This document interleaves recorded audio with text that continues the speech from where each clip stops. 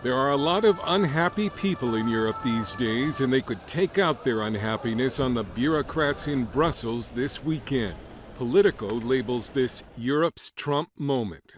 People are fed up with the system at the moment, so things must be changed. European Union elites are nervous, and for good reason. It will be an existential fight against those who want less Europe. The European Parliament election is seen as a referendum on both the EU and national governments. And the growing discontent in the European Union has more and more citizens voting for the right. Right-wing parties are already in power or supporting governments in 7 out of the EU's 27 nations. And they've become major political players in several other nations. Anti-immigrant firebrand Geert Wilders is about to take over the Dutch government. And in France, Marine Le Pen's National Rally is poised to take the most votes among all French parties in this election. A big reason behind the surge of the right in Europe is that Europeans have become much poorer. One study found that the average EU country is now poorer per capita than every U.S. state except Idaho and Mississippi. Critics blame overregulation, high taxes, falling wages, and higher energy costs. Much of that due to the EU's Green Deal to stop climate change. While Brussels worries about the end of the world, many Europeans are just trying to make it to the end of the month with their paychecks. Polling shows the #1 concern going into this election is poverty.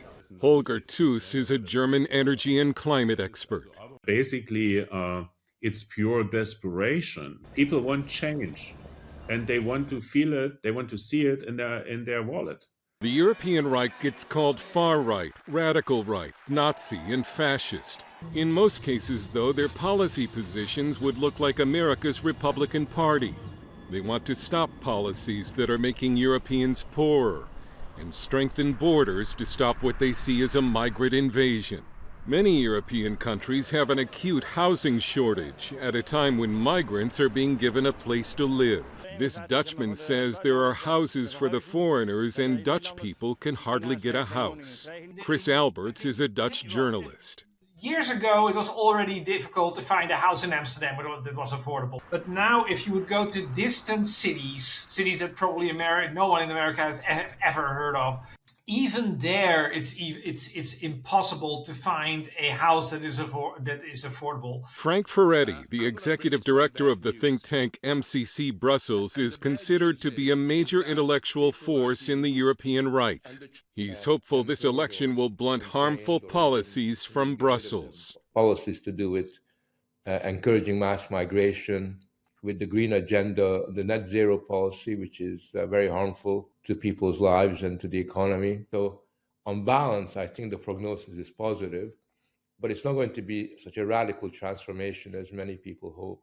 You have to remember that the European Union is a very anti-democratic institution. It's a massive bureaucracy. So my fear is that this massive bureaucracy is still going to be there the day after the election. Some believe even if the right doesn't do as well as expected, it could do well enough to force some major policy changes.